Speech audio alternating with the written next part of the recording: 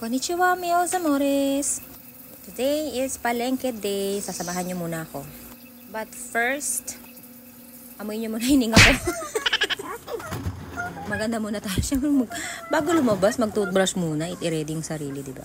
Yan. Ito yung araw-araw kong routine sa bahay dito sa Japan.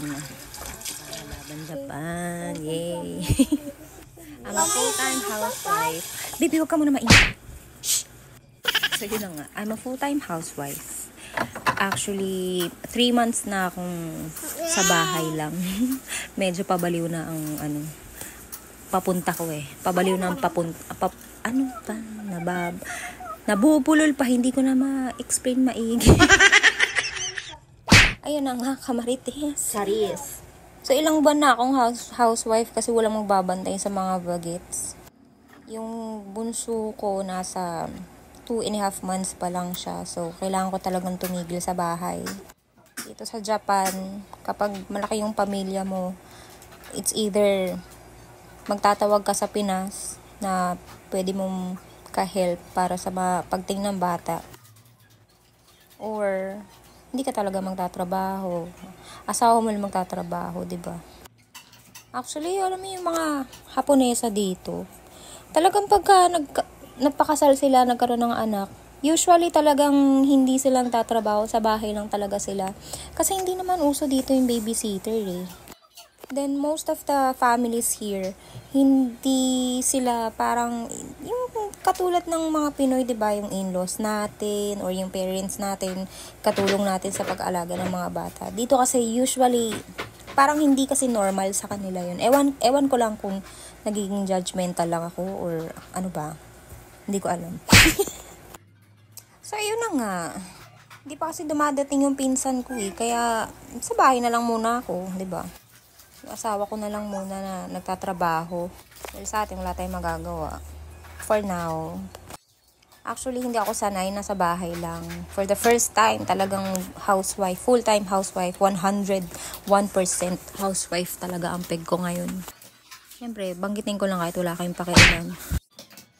Pero yun, kahit na nasa bahay ako, nag-online selling pa rin ako. Tinatry ko pa rin magbenta online. So, kung yung mga nasa friends list ko na or yung mga so-called followers ko, alam niyo naman, nakikita nyo, diba, na marami. Yung usually sa mga pinopost ko, diba, nabubulol na naman. Usually sa mga pinopost ko, puro mga tinapay, mga cakes, food, yan. Yan yung part-time ko lang dito sa Japan. Actually, hindi ko siya masasabing part-time. Siguro ngayon part-time kasi hindi maramihan or everyday hindi ko naman siya ginagawa. Kasi hirap pagsabayin talaga yung sa pag-aalaga ng mga magets, tapos kikilo sa bahay, tapos magbebenta. Talaga ikakabaliw ko talaga. Minsan, feeling ko, lalabas na lang ako sa bahay na nakahubad, tapos yung, alam mo yung kinukot-kot yung ulo. So yun, I'll make sure na nakakapagbenta ako, kumikita ako kahit paano, para kahit paano nakakabili ako ng gusto ng mga bata, and then yung, syempre yung mga bayarin ko. So bakit may bayarin? Marami akong bayarin. Marami akong naging utang, actually. Talagang utang ha. Hindi yung utang na, utang kasi nagsugal ako, utang kasi bumili ako ng mga branded or para sa sarili ko. No. Nalubog ako sa utang dahil nag-business ako dito sa Japan. Nagtayo ako ng restaurants. Restaurant. Nagkaroon ako ng 3 shop dito sa Japan. And syempre, first time, akala ko yung dyan na tayo yaman, gano'n. Gano'n yung peg ko. Gano'n yung iniisip. Pero syempre, along the way, ang dami ko natutunan kasi mahirap magnegosyo dito sa, diba, banyagang hindi natin pantry, hindi natin territory. Marami din ako natutunan dito kasi pagka marami kang hindi nababayaran ng maayos or on time, pwede ka kasing ireklamo, tapos pwede ka maidemanda. Kasi sa Pinas, kahit hindi ka magbayad ng shoutout sa mga hindi magbabayad, kahit hindi ka magbayad ng pasweldo mo, madali ka ganyan. Alam mo yun, it takes time bago ka nila i-demanda. Dito kasi talagang madali lang makapagreklamo. Siyempre, kapag na-demanda pa ako, hindi ako mapagbayad ng upa, ganyan, mas lalong mababaon ako talaga. Talagang mas lalong magastos. Madugo talaga dito magnegosyo. So, nag-decide ako, yun, na nabaon ako sa utang dahil sa mga ganyan. Manage ko pa yung pera. So, nag-decide ako na stop muna magnegosyo, nagtrabaho, nag-back to work ako.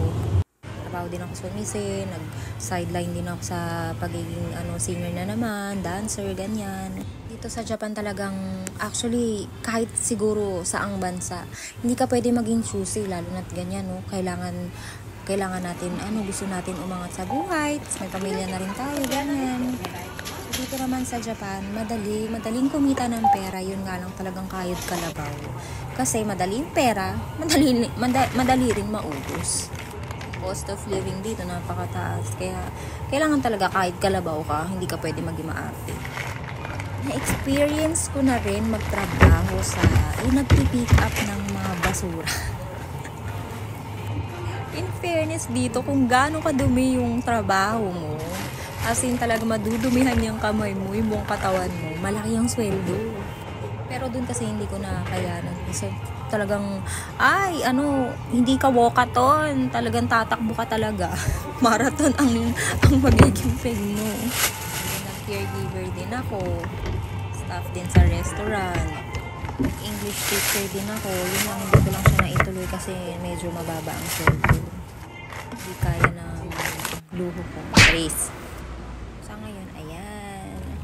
Mahal ang bigas in fairness, mahal yan. Actually, hindi lang sa Pinas yung nagmamahal ang bigas. Mahal ang bigas dito ngayon. As in, dumoble ang price niya. So, yung pauwi na kami. Sa next video tayo ulit magchikahan. Ciao!